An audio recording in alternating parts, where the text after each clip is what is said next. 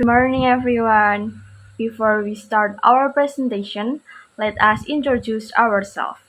My name is Amanda Paradela, the student number 156. My name is Amelia Shilu with student number 155. Today, we will present our analysis on politeness strategies in making requests. Our focus is on comparing how English and Bahasa Indonesia express politeness in both formal and informal settings. Before we dive into the comparison, let's take a moment to reflect on something we all do daily, which is making requests. Whether you are asking a friend for a favor or writing a formal email to your professor, the way you phrase your request really matters. Interestingly, what feels polite in one language might sound too direct or even awkward in another. For example, consider this message in a group chat. In English, "Hey guys, sorry to bother you, but does anyone know how to upload the assignment to the website?" It is negative politeness because it is indirect, apologetic, and avoids pressure. In Indonesian, "Maaf ganggu ya teman-teman, ada yang tahu cara upload tugas ke website nggak?" It is also negative politeness because it is softening with apology and using general terms. In this presentation, we aim to do three things. First, we will compare how English and Bahasa Indonesia handle politeness in making requests. Second, we will look at how formality changes the way people express politeness. And third, we will explore the cultural values that shape these language choices. Our analysis is based on Brown and Levinson's politeness theory.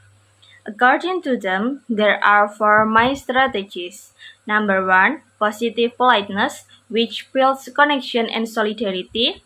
Number two, negative politeness, which respects someone's personal space and avoid imposition.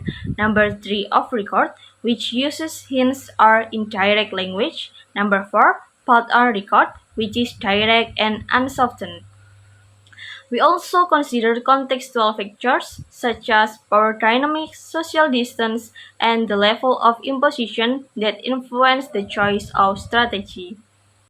So for the next slide is formal request in English. The example is please submit the report by Friday afternoon. The politeness strategy is bold on record with a politeness marker. Why? Because first, it is direct and clear with no hedging or indirect phrasing. This form prioritizes efficiency over face saving, common in formal context, and also the word please adds a minimal softening effect, making it sound polite but still authoritative. When and why it's used. First is suitable in hierarchical context, for example, supervisor to subordinate, and then appropriate for task-oriented communication such as workplace deadlines, and then also shows respect for time and clarity, not necessarily for emotional tone. And then the cultural note. In Western English speaking cultures, for example, US, UK, directness is acceptable when rules are defined. Saying please is sufficient to maintain politeness without sounding weak. And then next is informal request in English. For example, hey, can you help me out with this part real quick? The politeness strategy is positive politeness. Why? Because it opens with a friendly greeting like hey, a discourse opener that reduces the stage. Uses direct language but softened by casual tone and model cant, implies closeness and shared understanding between speaker and hearer. When and why it's used, common among peers or friends in relaxed setting, for example like group project work. Also, it encourages cooperation, signals mutual familiarity, and then less formal but still polite due to tone and intent. And for the cultural note, in informal English, directness is fine as long as the tone is friendly. Positive politeness strengthens social bonds while achieving practical goals. And then for next is formal request in bahasa Indonesia. For example like tolong kirim laporan itu sebelum Jumat siang. The politeness strategy is bold on record with a politeness marker tolong. Why? Because straightforward instruction, no hitching or indirect praising. Also, the use of tolong softens the directness, making it more acceptable. And also, in Indonesian workplace settings, this is considered clear and efficient. When and why it's used? It used in formal work-related tasks or when superiority is acknowledged. Politeness is embedded through word choice, not sentence structure. And for the cultural note, in Indonesian professional culture, direct speech is acceptable if paired with respectful tone or honorifics, for example like Pak or Bu. Even in formality, interpersonal respect is shown via words like tolong, harap, or dimohon. And here's an informal Indonesian request. Bisa kirimin laporannya nggak, Kak? This is positive politeness. It is quite direct, but softened with the use of bisa and the friendly term Kak. The casual language and relational term express familiarity and warmth, which is common in informal settings among peers. This table summarizes the comparison between English and Bahasa Indonesia. In formal contexts, both languages use indirect forms and respectful words. English uses modals like would, while Indonesian uses honorific like pak and formal verbs like mohon. In informal settings, both languages become more direct, but the strategies differ. English might sound casual and brief, while Indonesian still includes softening words and kinship terms to maintain politeness.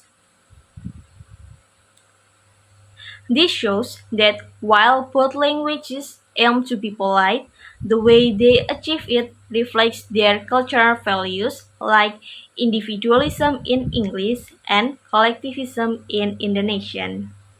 So, for the next is cultural insights and reflection English speaking cultures like US and UK. So, first, it reflects individualism. This follows host to the idea English cultures are more individualistic, so politeness means avoiding praisers. Meanwhile, Indonesian culture is more collectivist, so politeness focuses on harmony and respect. And then next is focus on respecting personal space and autonomy. And then politeness is non-intrusive, indirect, and optional response. And then the last is use of modals. Code words shows flexibility and politeness. So for the Indonesian culture, first it reflects collectivism and hierarchy, and then second is politeness is relational, involves acknowledging roles, age, and status. Next is use of kinship terms like Pak, Bu, Kak, and apologies is common.